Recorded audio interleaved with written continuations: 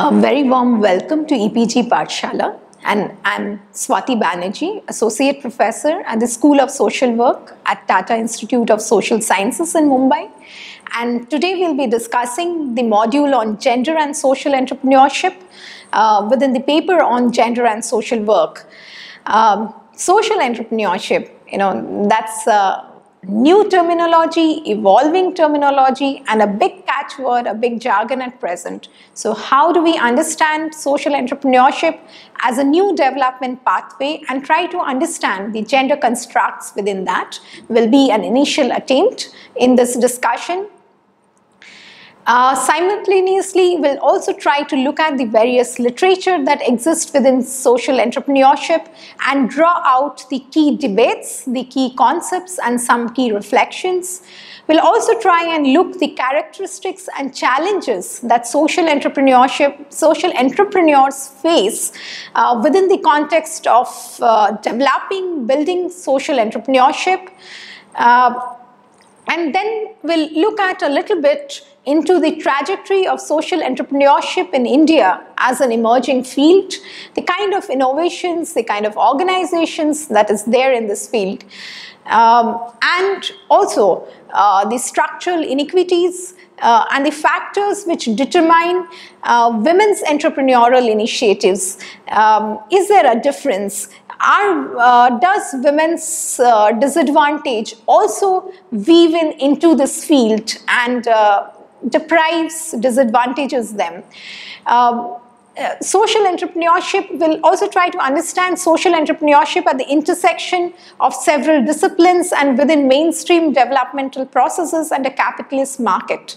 Therefore, what are the dilemmas and the challenges in it, and what could be possible ways forward? Having said that, we'll start with the key concept and try to understand what is this idea, what is this thought about social entrepreneurship. Now, the underlying drive for social entrepreneurship, as described by Austin and Jen, is to create social value, is to create social good, is to address certain problems, create a positive impact, rather than personal and shareholder wealth. So it's much more than your profit, but it's trying to look at how do we add value in addressing societal problems. Social entrepreneurship, the theorists talk about, is also not about starting a business or becoming more commercial. It's about finding new and better ways to create social value.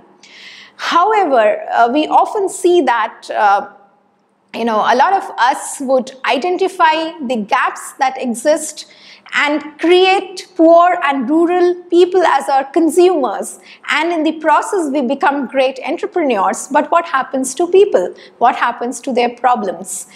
Social entrepreneurship is also defined as something which seeks sustainable large-scale change through pattern-breaking ideas. Essentially, it's talking about the concept of innovation, newer findings, newer ways to address societal problems again. Now, is there a relevance of social entrepreneurship within social work? Or it's largely, as located within innovation and management studies, it stays there. Let's try to figure this out. Very recent social entrepreneurship has been a very recent entrant, and it is a recent terminology in the field of social work. And it's continuously evolving as an area of development work in many countries, and especially in Europe today, there's a lot of emphasis on that. And of course, in India as well, today we are talking about entrepreneurship a lot, but the social entrepreneurship and the debates around that is still very evolving. The meaning changes as one moves from the field of, let's say, management, innovation studies to social work. Because social entrepreneurship largely, as I said, has been located at the crossroads of various disciplines, which is social theory at one end, innovation studies at the other, and let's say management studies on the other. So how do we look at this interesting concept which is at the crossroads of these different disciplines, and how do we look at its relevance within social work? With the rise of neoliberalism, markets have taken over, as we all know, and this role of the state in terms of welfare is getting diminished.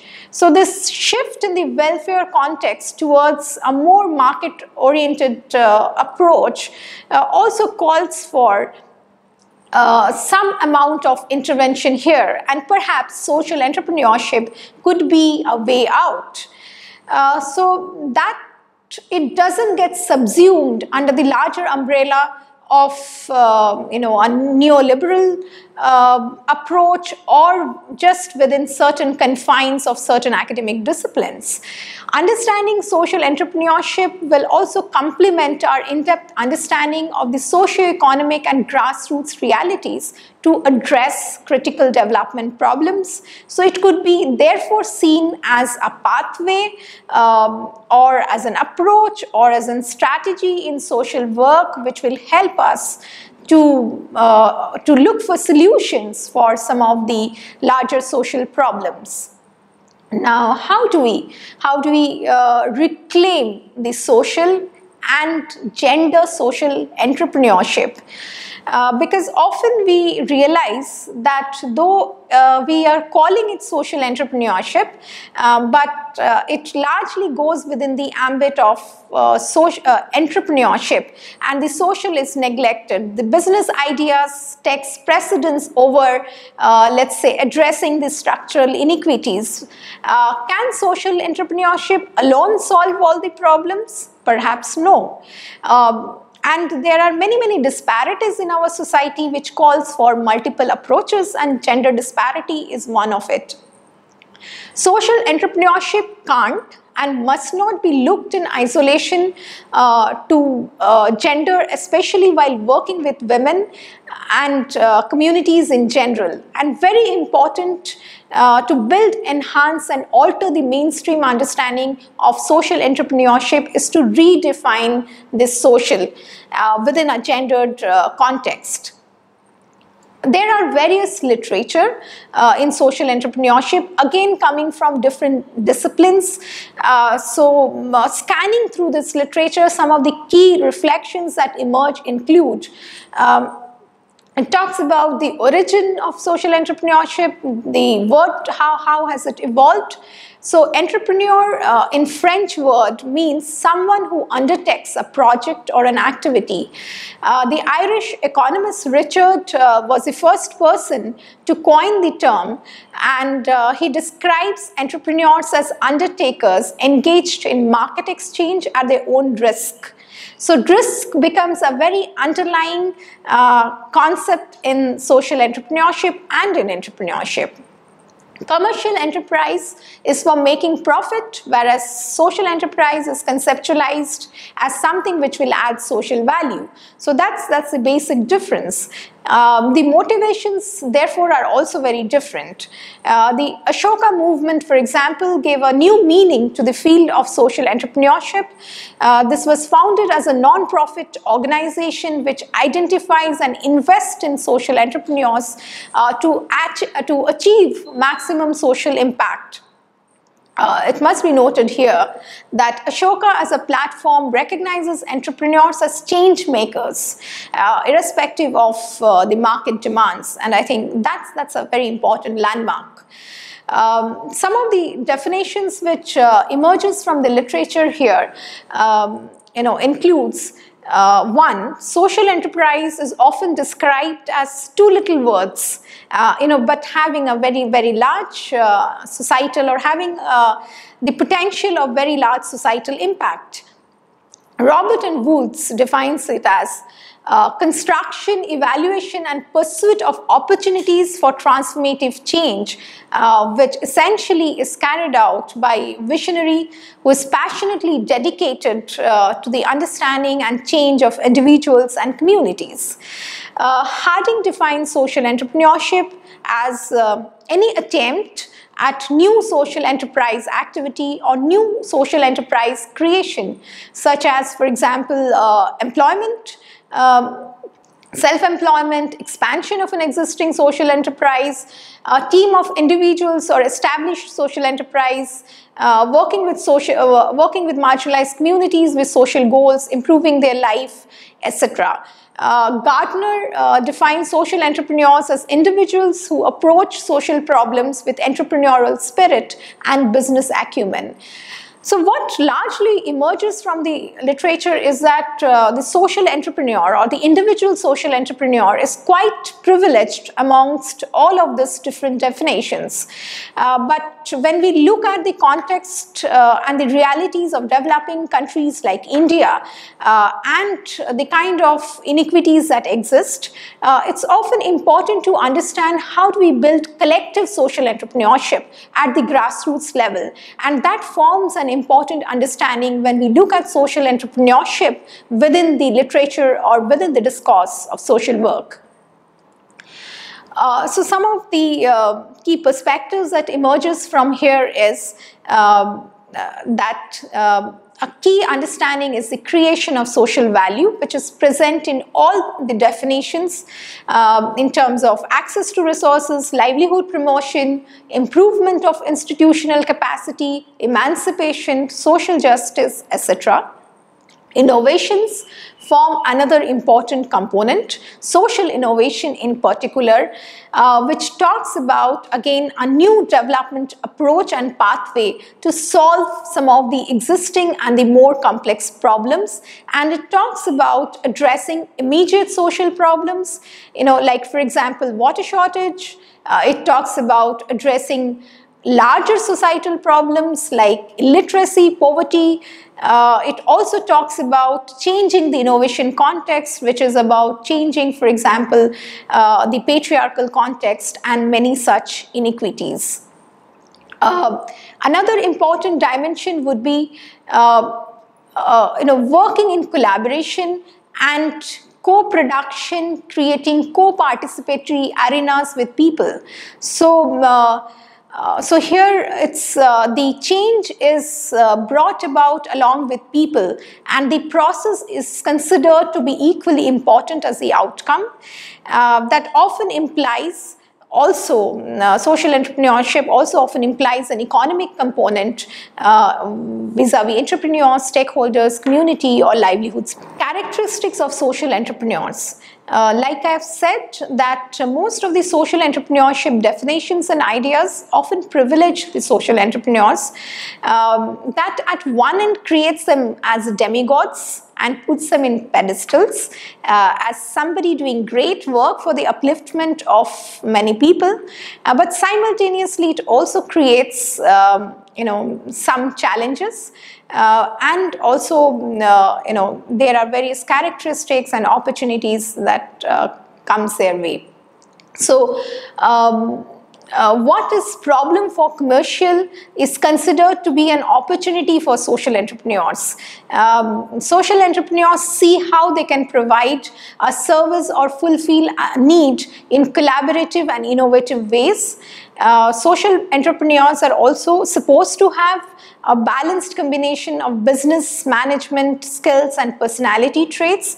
I think we need to add social work skills here as well, which is not there in most of the mainstream literature. It is there also sensitivity, openness, agreeability to various issues, which are considered as important, innovating and motivating factors for the social entrepreneurs. And therefore, there are a lot of challenges.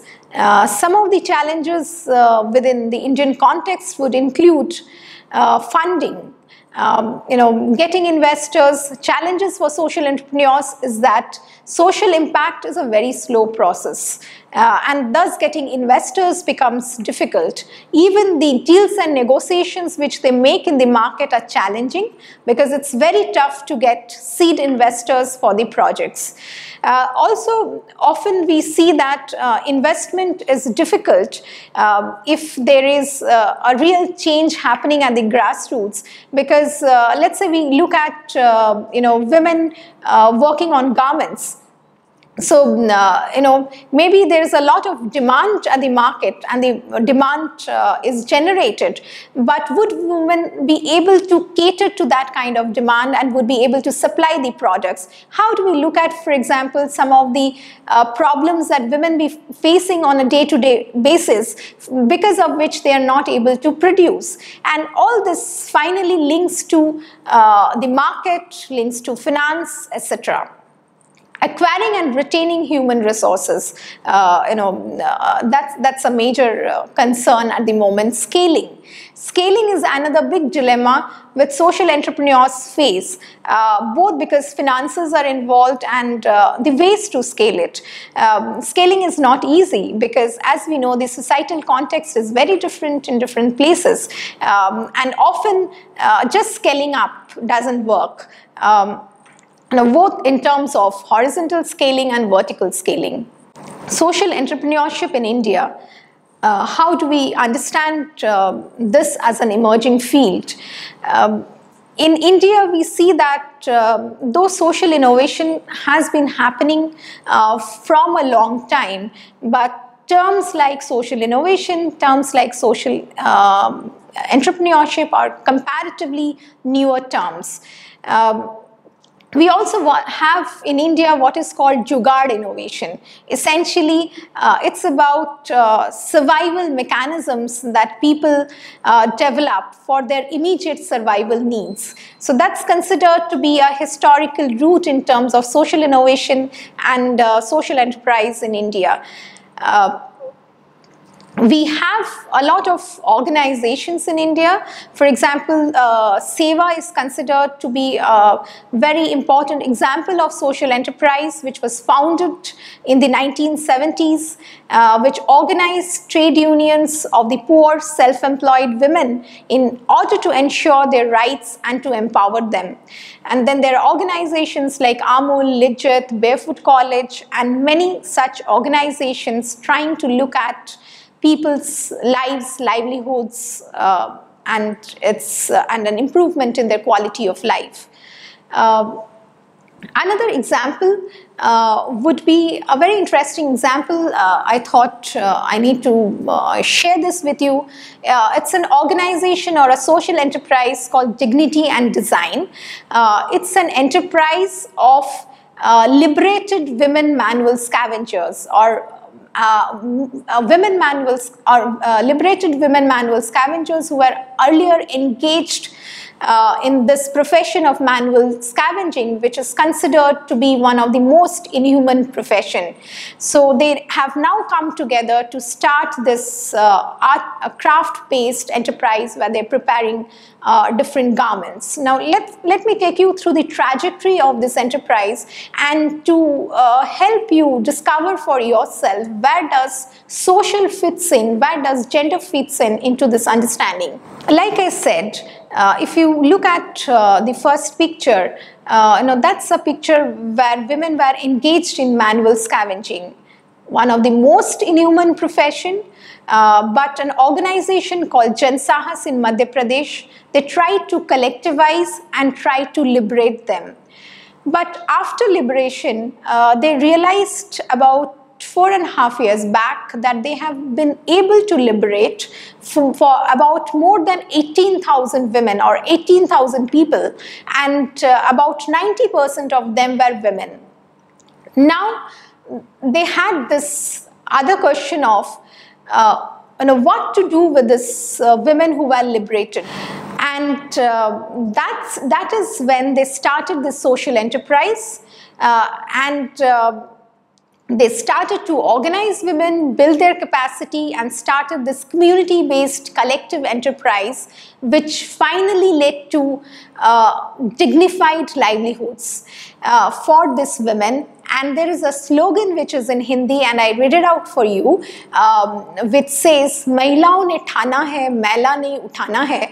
Essentially, it's about a firm belief shared by women, erstwhile women manual scavengers, that we will not get back into our oppressive livelihoods, but we look at alternate ways which gives us dignity, and dignity and design as a social enterprise help them to do this. Factors determining women's entrepreneurial initiatives in India. Now, both men and women are engaged in enterprises, but what are the differences? What are the inequities which often hinder women's participation? Which could be the socio-cultural gender constructs, the differences that women, the norms and values which creates differences between men and women in terms of their capacities, the norms and values again which leads to a curbing of women's mobility, and trying to understand women primarily as somebody who will reproduce, somebody who should take care of family and is responsible for the institution of marriage. Some of these factors can be clearly understood as a result of structural inequities which men and women face, and particularly women. Socially prescribed gender roles don't give women certain rights, and that is why social enterprise sometimes is not able to change their marginalized status unless they are able to examine the status quo. So how are women entrepreneurs different? Are they different? Because they are being limited by a lot of their patriarchal responsibilities and norms and values. Women's gender roles, often, like we said, curb their access to public sphere. Family demands become important, and again, therefore, their participation gets reduced. And not every social enterprise or development intervention is talking about looking at these inequalities and talking about empowerment. Like we have discussed in the course on gender and social work, women empowerment is a process which enables women to acquire an ability to make strategic choices. It's just not an outcome. And somewhere I feel that for social enterprises to become gendered, for social entrepreneurship to become gendered, it's also important to understand this trajectory of women's disempowerment and empowerment, and to be able to also address some of these issues. Some of the interrelated dimensions of women empowerment, as given by Naila Kabir, includes access to resources, their potential or agency, and the achievement of those resources. For example, when we are talking about resources, these are not just only confined to material resources, but also different social resources. Agency would be whether they are able to decide in terms of, are they able to make a choice. And finally, it's not just about having resources, it's not just about using agency, it's also about achievement of that agency that can decide whether women are able to participate in different social entrepreneurship. For example, to take a related but different example, there could be a resource. For example, school would be there. And the woman might use her agency to send her daughter to the school, but she might still drop out. and not reach higher education because of a lot of other factors. So achievement of agency, achievement of choice is another important factor that determines participation in entrepreneurship development. Social entrepreneurship at the intersection of mainstream development processes and a capitalist market, dilemmas and challenges.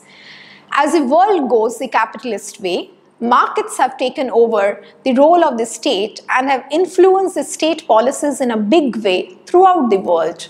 This is particularly true for the so-called developing countries, where the whole idea of development is distorted in favor of the market.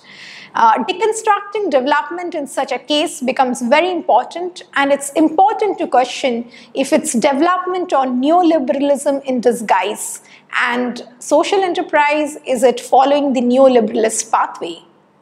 Increase in economic growth has led to evident increase in inequity or inequality as well. Global poverty is a reality today. Almost 50% of the world population lives for less than $2.50 per day. 1/3 of the global poor live in India. So many development theories have come and gone to address just one issue of poverty reduction. More than a goal, it has now become a new election mantra in a lot of places. People relate to it more than any other identity because they are the victims of globalization, and they are also often the guinea pigs for the new schemes, policies, and poverty reduction programs. People at the bottom of the pyramid, again a jargon, are they producers or are they consumers? They are rather looked at as beneficiaries, and often social entrepreneurship or social entrepreneurs continue to look at people, marginalized people, as beneficiaries or recipients of something that they're doling out to them. So how do we conclude it? Difficult, complex, and how do we look at a way forward from here? Social entrepreneurship today is, like we have discussed, is at the crossroads of several disciplines and perspectives, and it often gets co-opted into the designs of mainstream development processes and a capitalist economy. So is there a need to relook and revision the concept of social entrepreneurship and gendered understanding within that? Understanding social entrepreneurship from a people-centered and gender perspectives could provide, has the potential to provide an alternative vision. And some of these characteristics which can provide us that alternate vision could be some of these dilemmas and debates, like idea versus people. Most of the time, social entrepreneurship is reduced to idea generation, and many times professionals like you and me gets obsessed with an idea and people are left behind. That is where social workers move one step ahead by decoding the social realities and then conceiving entrepreneurial and development solutions.